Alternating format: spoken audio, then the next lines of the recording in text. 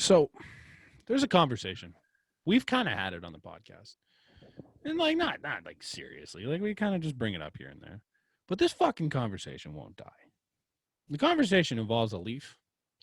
It also involves a player on a team with the scummiest fan base in the league. You guys know who I'm talking about if you ever listen to the podcast. Connor McDavid and Austin Matthews. The debate just keeps on rolling for some reason. And the last couple days, I don't know why, but all of a sudden it's come like, who's a better hockey player, Matthews or McDavid? And all it is like Oilers fans getting mad at Leafs fans for saying that Matthews is a good hockey player. And then Leafs fans just getting pissed off at Oilers fans because, like, Oilers fans can't actually read stats and see that Matthews is a damn good goal scorer. And he's a better goal scorer than what Connor McDavid is. And, like, it's just a bunch of really pettiness back and forth. And, like, there was this one guy on Twitter. Apparently he's a Oilers troll, basically, and he just trolls other teams. And I don't even remember what he was talking about. Something about, like, McDavid I don't know. McDavid scored. Oh, that's what it was. He scored a power play goal where he went through a couple guys and scored. And he goes, we have this guy here that goes and creates his own goals, unlike the guy out in Toronto that has to have all his pass to him and blah, blah, blah. And I'm like, for starters, what? Like, that's fucking stupid. But then for seconds, it's like you go through his like replies to people and stuff. He's like, oh, I just love trolling Leaf fans and I just Leafs fans this and that. Leafs fans like, buddy, we're so ingrained in your head that like this is just embarrassing for you at this point. Like, I don't think about Connor McDavid ever in my lifetime. I don't even know when he plays most of the time. But Oilers fans have this strange obsession. Oilers fans, Canucks fans, Jets fans, just Canadian fans that aren't Leafs fans have this strange obsession with just putting down with Austin Matthews and the things that kid can do. And it's getting so old at this point. I'm so done with this conversation. Why are we not able to say that there's so many great players? They're both fantastic. They're both unreal. They both do very different things to their team, and they both are phenomenal to watch, you know?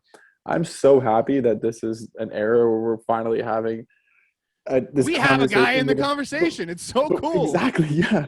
We used to be like, oh, man, who is it that's going to step up? And now it's legitimately our first overall pick, though, steps in. And remember the hype around, like, oh, is it going to be Laine or Matthews? Which, there was actually some people. I was on the wrong side of the debate. Some people bought into it, right? See? Yeah, like I was dumb back in the day. Yeah, I'm like, hey, Laine seems like a better fit. Right? Stupid. Like, oh, the pure goal scorer, the Ovechkin style-ish, you know? And then all of a sudden you get Austin Matthews, and in no way, shape, or form would anybody change that. You know, and he's grown. He's amazing to watch. I remember when he was coming up too, and it was just like a lot of his comparisons were like Anze Kopitar. And I'm like, well, we don't need an Anze Kopitar. So I'm like, well, I don't know who was watching Austin Matthews that thought he was going to be Anze Kopitar. No. But your scouting report sucks. He is so different. Like, I think that playing in the professionals instead of going to junior hockey helped him mature so much. Like, okay, get rid of, obviously, the little slip-up where he's mooning a security guard, whatever. He blew that. Outside of his off-ice actions. You know, yeah, he made some mistakes. Great on the ice. Dude, bottom line here. I heard something today, though. It was so funny that they were having this debate as well, this Matthews versus McDavid, and they had to actually correct themselves and say, look, so Oilers fans don't get mad, McDavid versus Matthews, because that's how upset they'll get. That's how petty it is that if you don't put him first, even in a debate. They just get so angry. Like, I don't even care. Like, you could call Matthews not top 10. I don't give a shit. I could care less where you rank any of our players. You could say they're bottom third of the league. I don't care. If our team goes out and wins a couple playoff rounds this year, I'm going to be the most annoying person to be around for the rest of the year until the Leafs make it back to the playoffs again next year. Because I have heard for 17 straight years that the Leafs can't win in the playoffs and they can't do stuff in the playoffs and they're useless. And I'm like, okay, cool. Take your hits. I don't mind. Take your hits on Matthews. Tell me he's not a good hockey player. Like, if that's your case, like, you're wrong. Like, don't tell me that Austin Matthews isn't good. Like, if your comparison is he's not as good as McDavid, we can have that discussion. He's a better goal scorer, significantly. Don't even come at me with that argument. He's a way better goal scorer. Connor McDavid is a faster skater, and he's a better puck mover than Austin Matthews is. But don't tell me Austin Matthews needs Mitch Marner to do what he does, and Connor McDavid doesn't need Leon Draisaitl to do what he's doing. Like, they both have that supporting piece that's doing a damn good job. So don't tell me that Austin Matthews isn't a good hockey player just because he's not what you think is comparable to McDavid. It's close. McDavid's better in my eyes. McKinnon's better in both, but don't talk to me. McDavid's better in my eyes, and that's fine. But I don't think Austin Matthews is bad. I think Austin Matthews is the third best player in hockey. I think it really just depends on what you value as, what makes your perfect player, right? McDavid has a lot of great things in his game that overshadow a lot of the bad things in his game, though, right? Mm-hmm. Like, there are not many bad things. I'm not saying that there are, but his ability as a two-way player is not the same as Austin Matthews. But nobody. Right? That's the thing, is that Austin Matthews right now, I would take. Okay. Austin Matthews as a two-way player has been ridiculous. He's got better defense. This is what I'm saying. So as a two-way player now, as a two-way player now, I'm taking Austin Matthews. Yeah. And that is now making him a better player for me, because as much as it's important to score goals, you got to stop him too, prevent goals. Yes. And like I think Connor McDavid is one of the I would say maybe the greatest player we've ever seen on the offensive end. It's close. Like, he's in a race with a bunch of guys, but he's incredible offensively, but like his defense isn't there. And like, you can talk all you want about how he's been so much better defensively this season. He's been a train wreck defensively the rest of his career. This has been a good year for him, and his good defensive stats came when he was playing with the best defensive player on his team, but nobody wants to have that conversation, so it's fine. Austin Matthews has been significantly better defensively his whole way through, and is significantly better right now than Connor McDavid is defensively. But I think Connor McDavid and what he can do on the offensive end gives him the slight edge over what Austin Matthews is. Yes, Matthews scores way more goals, and goals are more important, but the fact that Connor McDavid could put up 100 points in this 56-game season, that's unheard of. It's insane. So you got to give him his due there.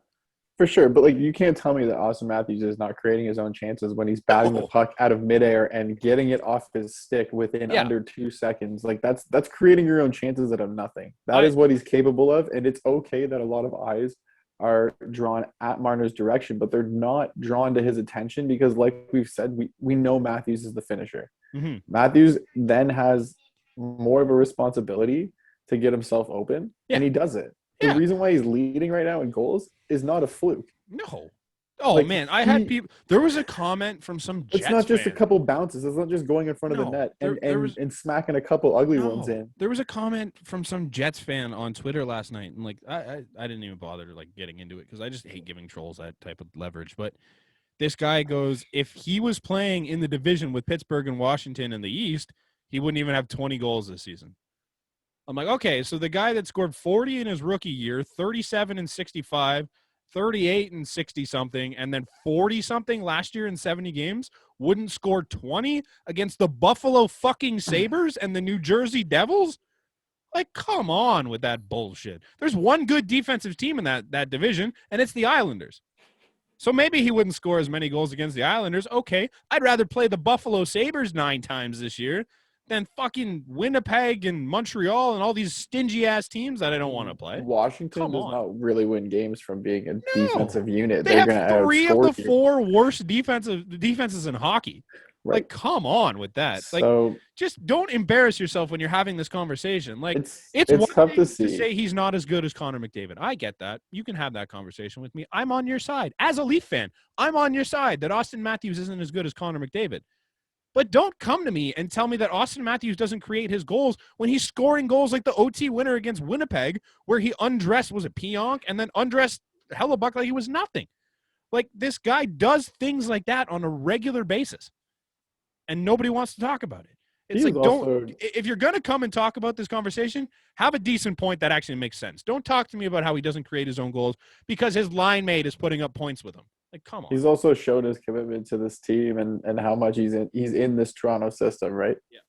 Like, how the pressure is not going to get to him. Mm-hmm. And as long as you keep this chemistry going, like, how long did it take to see Matthews and Marner, right? And that's where I think the frustration set in. And all of a sudden it was like, we know exactly what we have, and you're seeing it to its fullest now. Yeah. And they're as happy as can be, man. Like, Matthews is kind of a serious player on the – like, sometimes he's a serious player in games. Mm-hmm. And then for some reason you put Marner and Jumbo beside him, and he looks at Jumbo and he just can't help but crack a smile. You know, No, he just there's times when he scores and he's got this like stone face going, and yes, then Jumbo comes near him and it's just like full happiness. because he's Like, trying to nah, be all serious, and then you yeah, look over you at Joe, can't. and it's just You're like, playing with yeah. 42-year-old Joe Thornton. You can't. It's just like it's so Yeah. much fun. And that's like that. I think that's helping his game though, right? Is he's Yeah, finally not the yeah, pressure is off as soon as Joe comes around, right? yeah. Like that, and just a guy like that to take off the They pressure, just give him a especially that little you've bit of been, personality and like especially that you've it's been great. feeling, man. Like we as fans know that they've lost 3 straight first round series, right? Mm-hmm. Oh, you don't have to tell me. So you I don't have know. to, You don't have but, to tell me on Twitter every but you week. know what? You don't have to tell him. You He don't have knows to that tell team. anyone on this team. They when understand. when they walk into that, you think they really want to meet these teams, No. man? When they get placed with the No. Washington, that's gonna go to a cup. When they get placed against a Boston, or they have to see like a like these are tough tasks to begin with, Yeah. especially for a team that now has that extra hurdle of we're the underdog. Mm-hmm. We're not even expected to win this, and yet it's all of a sudden blow everything up when we lose this, Yeah. right? Now, I want to get into this because it's a good conversation. But just before we move on to it, bottom line here, McDavid, Matthews, it does not matter. Bottom line is the Leafs are sitting in first place, and where they finish in the playoffs is the only thing that's going to matter to me and 98% of Leaf fans. Nobody gives a shit if you want to call Matthews the best player in the league. Just don't disrespect him and say he's not good and he relies on Mitch Marner. That's just plain stupidity. But bottom line, if the Leafs win rounds, then you may want to stay out of our way because we're sick of the first round. Like, fuck right off with that. On that first round, it looks like it may end up being Winnipeg, depending on how the rest of the season goes, which could be interesting. However, there's a strong chance that it's going to be Montreal. And there was a tweet last night. A bunch of people are having this conversation about how, like, the Leafs should be scared of Montreal going into the first round. I don't know how I want to start with this, but like, I don't know. Like, everybody looks at what the Leafs have done and they're like, oh, well, look, they lost 3 straight rounds and they couldn't get out of the first round. Okay, cool. You know who we fucking lost to in those 3 straight rounds? We lost to the President's Trophy winning Capitals, who were damn good at the time. We lost to the Boston Bruins, who finished second in the NHL twice in a row. You're going to compare the Montreal Canadiens, who are they might come in as the lowest seeded playoff team, to the Caps and the Bruins of those 3 years? Or you're going to compare the Jets to any of those teams? Like, yeah, Toronto lost some series in the first round. We all know. You don't have to tell Leaf fans. We get it. I've heard 67 and the first round 100 times this year. Columbus was a real tough loss. Columbus sucks. Real that was brutal. But that's such a weird situation. But you know what you did? Montreal came in as the 24 seed and won. It happens. Like, it's you took their captain. Yeah. You know what else happened that year? We just dismantled their team. Right. But you know what else happened that year too? Was Chicago then went and Chicago beat the Oilers. Right. Like, we want to talk about teams that didn't show up in the playoffs. There were a lot of teams that didn't show up in that little quote unquote playoff thing that they had. This year is going to give you the script that you're going to see in the playoffs until you reach that Final Four, because you're going to look at these teams and it is evident that the Leafs have won these series. The Leafs are now either, okay, it may not be complete sweeps in all this series, but as of late, when they play Vancouver, when they play Montreal, when they play Winnipeg, they're dominating. You know, you could maybe argue Edmonton, but they've figured out a way still to walk in and say McDavid is not going to just take over this game. Right. But that's what Edmonton fans would say. That's what some Toronto fans would say, because it's Connor McDavid, right? He walks in. It's the same thing as if LeBron James walks in at any given moment. That game could be theirs. Sure, that's for sure. He's a guy that can win you games.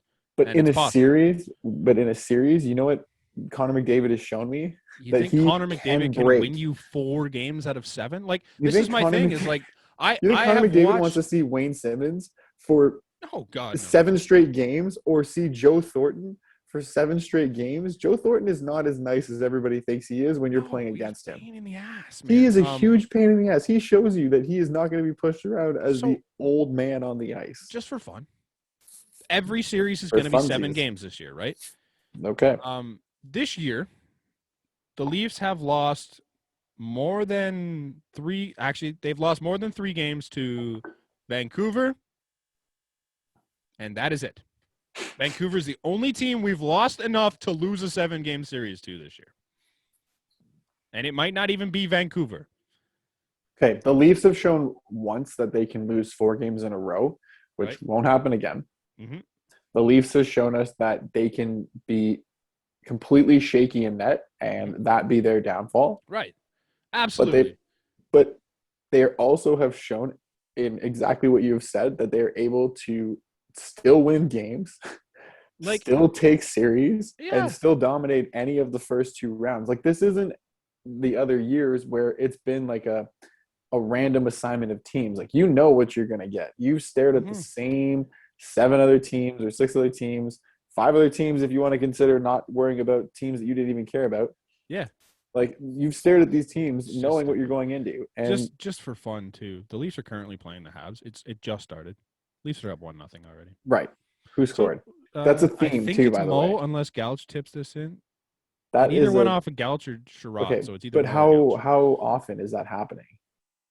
Like I mean, like who's coming into the playoffs if you're Montreal thinking, oh, we got them right where they want them. They should be shaking in their boots because their playoff time is going to be a different beast. Like this Dude, last month, Toronto has just like they've become the quote unquote dirty team because they're just if out muscling everybody. if I'm Montreal, I'm worried about why I don't trust Carey Price in that net. That's what I'm Who do worried you about. have in net if you're Montreal right now that gives you hope?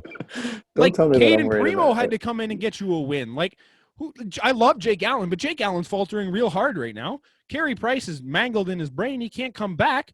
He's probably not going to come back before the regular season's over. Who the hell do you have going game one? At least we know it's Jack Campbell. Maybe he's not great, but it's Jack Campbell, and we're solid with it. We know we can win with Jack Campbell back there, and we've shown it against Montreal all year long. Like, I don't know what gives – if you're another fan of a team, sure, you can be confident and think, hey, we got a chance here. But if you think you're a favorite going into any series against the Leafs, regardless of their past history, you're kidding yourself. Dude, they're over. I'm watching like what the last minute 30. They were over every puck. They did not give an inch of space. They are not giving an inch of space. This is not the Leafs of old who are afraid to come at you anymore. No. Where they're takes going to be intimidated. Montreal takes so many garbage shots too. If you're watching, Right? It's just like yeah, they outshoot a lot of teams, but like I don't think they're gonna score when they take shots. Like it's They have not worrisome. so much flexibility now too. They have so many people who can go from line 1 to line 4, as well as keep your main 4 are in your top 6, and that's never changing, right? That's not going to is drop. what it is with that team. Right. Bottom line is there is no team that has put enough seed of doubt into the Leafs' head this year to worry that they're going to lose a 7-game series. The only team, like I said, they've only lost 4 games to Vancouver, and that was over 9 games. Nobody else has beaten us in 4 over the lowest amount of games was Montreal. They beat us twice in 7 games so far. Can I ask you a Ottawa has 3 in 8. Can I ask you a question? Yeah, go for it. When you design your, let's say, be a GM team to go to the playoffs, yep. What do the Leafs not have that you would have on that team? A goalie. Okay. I don't know. And then what if I told you that? Okay, but then what if I told you that, Washington, 2 goalies? Yeah. Pittsburgh, 2 goalies. Man, like I don't see a lot of holes, and this is the statistically best Leaf team there's ever been. I'm okay to roll 2 goalies. You know why? Because we did the same in the season, and we got to first because within the division. Every good team in the league does it.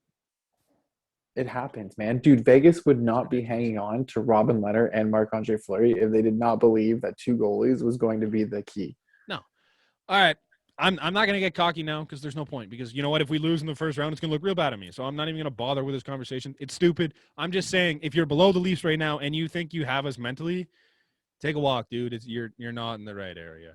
If Austin Matthews goes down today, then I'm scared. This is a conversation. Only reason. That's maybe. The only reason. Maybe. Outside of that, I'm not worried.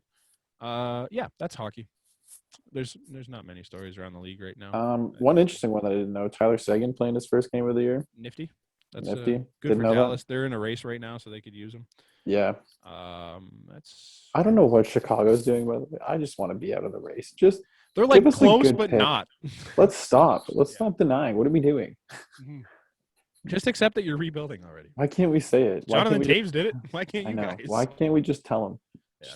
God. Yeah. The Blue Jays back in action tonight after sweeping the Atlanta Braves. That series included some interesting points. First thing that happened, I believe, was Alejandro Kirk. He strained his hip flexor muscle, tendon muscle. That's not good. He's going on the IL, I believe. It's really not good when you hear about Luis Robert because he did the same thing to his hip flexor muscle, but he tore it, and he's out 12 to 16 weeks. So that's not a great thing to hear if you don't know the news on Alejandro Kirk yet. So could be bad, could be not too big a deal. But bottom line is Danny Jansen had to play. And don't look now.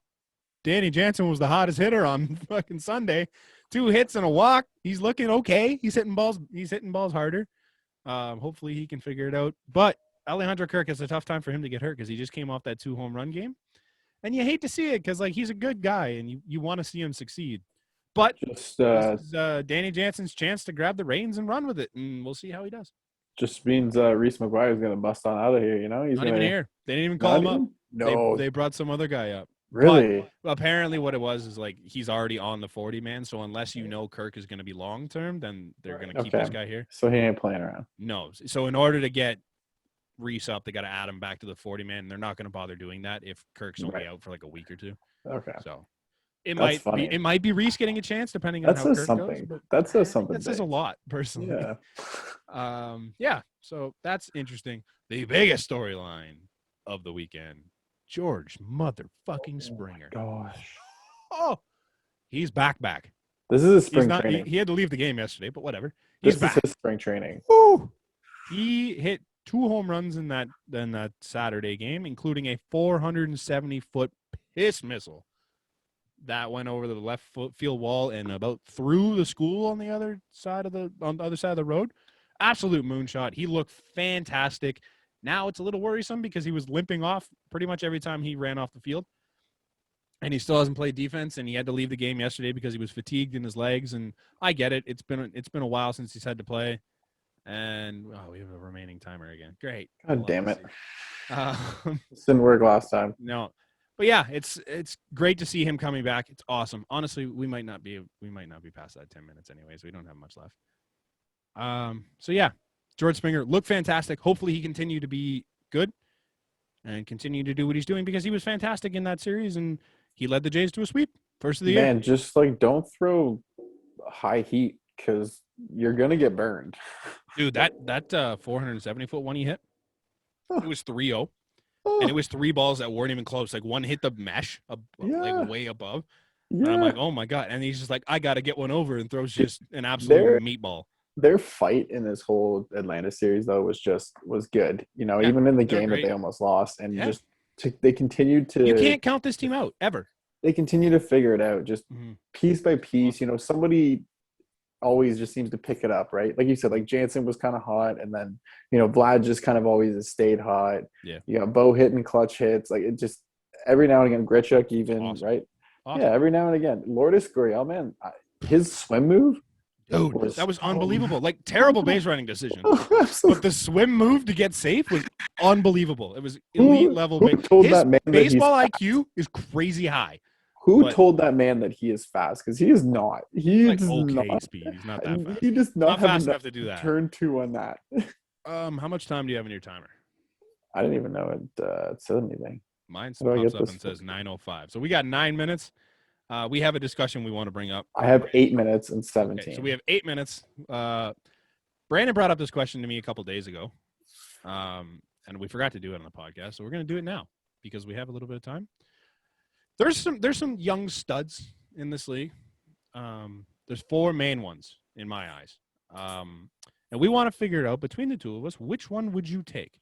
If you don't know who I'm talking about, obviously there's Juan Soto, Fernando Tatis, Ronald Acuna Jr., and then I would throw Vladimir Guerrero in the mix because he's been the MVP this year. I said it. So I would like to know, because you probably thought about this more than I have, who would you take of the 4? Oh, I'm just going to sound like such a homer, though, but I have really big reasons. Okay, give me Vlad. Hit me with it. I love it. Why. Okay? I think that what he did in AAA was not a joke. Right.